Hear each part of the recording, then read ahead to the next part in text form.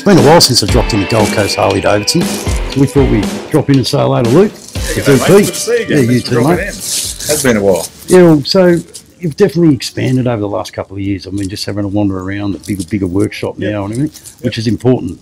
Yeah, it's been pretty massive. I've been here now for a bit touch over 3 years. I first came down from another dealership as a sales manager under Steve Schilling. He was the DP here at the time. Yep. He's now moved up to Whackers.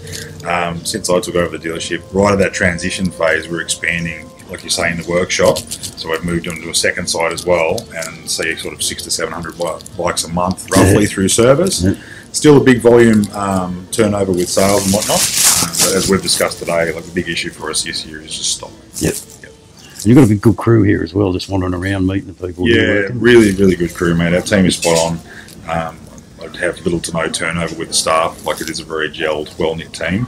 Which is important when customers are coming in seeing the same faces. Yeah, you know? Yeah, the really important thing for us as a team and myself as a DP is to create a culture here in the Gold Coast that's community-based. Yep. Where people, like, it's a bit more of an old school feel in this dealership to some of the other dealerships I've been at, but everybody knows they can come in here, they know the faces, everybody's more than welcome. You don't just have to be buying something. Yep. Come in for a laugh, talk about parts, sit down with the boys about custom builds, have, you know, even the sales guys like to have a laugh and a bit of a wander around. So yep. That's the main thing for us. And then talking about your customers, the feedback I get, I mean, you've got a lot of happy customers. Yeah, absolutely. I mean, that's important when you're running a dealership, because it's, you know, it's not about just selling bikes and that, it's about what comes after if someone buys a bike, the service they receive. And 100%. I think, like, honesty, like, straight down the line, honesty about everything. I know, like, honesty precedes all, but that's the biggest focus, I think, for any dealership is just to have a happy customer and have a social community that backs your dealership. Yeah. You know, like, the more people, like, as I said before, feel like they can come in and have a laugh and don't just have to come in to buy something. Yep. The community builds itself. We had one thing I used to pride myself on up until COVID was regular, like every 3 months, doing a shop ride, which I'll take, and the staff will come on. We do the barbecues every month. The Hog Club gets involved, and we also support a lot of local social clubs as well. Well, that's the key word, involved. I mean, the involvement, involving everyone in it and everything. It makes a special thing for them as well. Yeah, like you said, like a bit of a community. Yeah, exactly. So we have a lot of social rides that start here from the dealership, which is great to see. Yeah. And the other thing I noticed, just wandering around the workshop, I mean, it's not just services that you're doing, you're building some custom bikes out there. Like you were mentioning, you know, you've done a few from the ground up. I think we hear that from customers a bit, but there is a lot, I think, a fair few dealerships these days that shy away from the older bikes as well. Like, it's not uncommon to hear that, like, a dealership or a mechanic workshop won't work on over 10-year-old bikes. Yeah, lots of carbies. Yeah, 100%. And as you saw, like, we've had pan heads, we'll do full frame-up shovel rebuilds. A couple of bikes that we looked at today was like the 2000 bike glide rebuild, the old shovel fat bob rebuild, and then all the custom, like, show Vicklers and power bikes that we build as well. So there you go. I mean, at the end of the day, like Luke was saying, you can come in here, you can have a look around. No pressure to buy anything. No.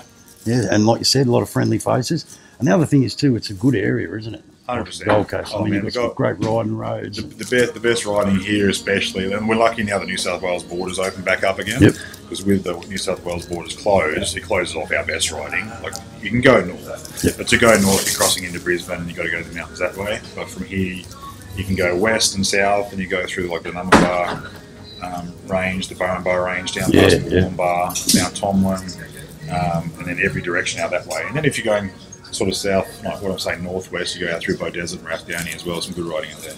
And also too, you buy a lot of second-hand bikes as well, don't you? Yeah, big precedent for me. Like, any used bike I get my hands on, 100% I'm in. Yep. Because as we mentioned before, with new stock slowing down, I need used bikes to keep pushing through. Yep. But yeah, we do everything: new bikes, used bikes, customization, builds. You know, if it's to do with Harley-Davidson, you've got to cover it. Yeah, we're in. So, what's the future hold for Gold Coast Harley? Right now, coming off the back of COVID, like, our primary goal is to freshen up the dealership, which we've been doing. Just got a bit of a repaint and spruce happening at the moment. Is that because we were coming, or 100%? 100%. Had to have a fight out with Liz, right?